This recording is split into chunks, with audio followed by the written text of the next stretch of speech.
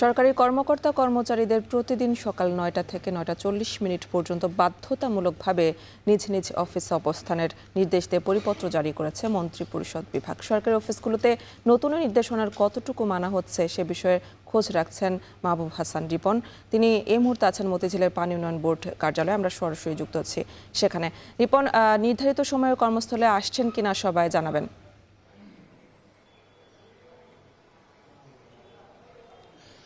আমি এই মুহূর্তে 10টা 17 বাজে আমরা দেখলাম যে 10টার পরেও বিভিন্ন পানি উন্নয়ন বোর্ডের কর্মকর্তা এবং বিদ্যুৎ উন্নয়ন বোর্ডের কর্মকর্তা তারা কিন্তু অফিসে প্রবেশ করছেন। ইভেন আমরা একজন প্রকল্প পরিচালককে দেখেছি, তিনি 9টা 55 তিনি অফিসে প্রবেশ করেছেন এবং তার সাথে আমরা কথা বলার চেষ্টা করেছিলাম। তিনি যেটি বলেছেন সেটি হচ্ছে যে রাস্তার অবস্থার কারণে তিনি অফিসে আসতে লেট করেছেন। এরকম অবস্থায় কিন্তু পানি উন্নয়ন বোর্ড এবং একই সাথে বিদ্যুৎ উন্নয়ন বোর্ড উভয় ক্ষেত্রে আমরা যেটি দেখেছি যে তাদের যে সময় মেনটেন করার যে ব্যাপারটি সেটি অধিকাংশ ক্ষেত্রে তারা কিন্তু করতে পারেনি।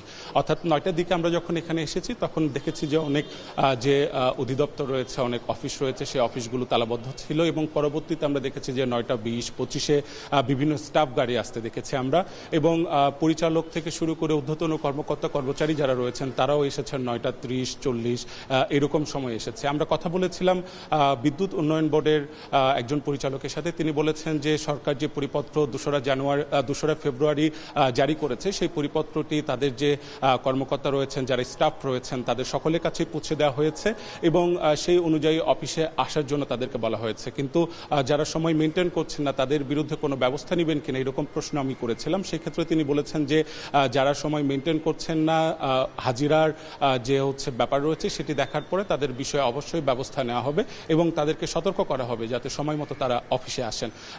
একই সাথে আমরা বিভিন্ন জনের সাথে কথা বলেছিলাম যে আপনারা কেন 9টা 30 অফিসে আসছেন, 9টা 35 কেন অফিসে আসছেন।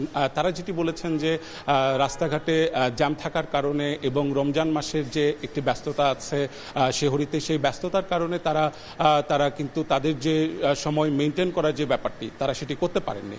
তবে তারা মনে করেন যে সরকার যে পরিপত্রটি জারি করেছেন সেই পরিপত্র অনুযায়ী 9টার মধ্যে আসা তাদের উচিত ছিল এবং তারা চেষ্টা করবেন যে তাদের যে সময় মেনটেন করার যে বিষয়টি সেটি ভবিষ্যতে খেয়াল রাখার জন্য।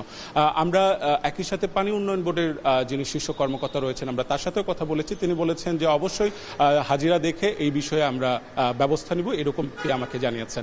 এই ছিল ওয়াবদা ভবন থেকে আমার কাছে সবশেষ। আমি মতিঝিল ওয়াবদা ভবন থেকে যুক্ত ছিলেন সহকর্মী মাহবুব হাসান রিপন।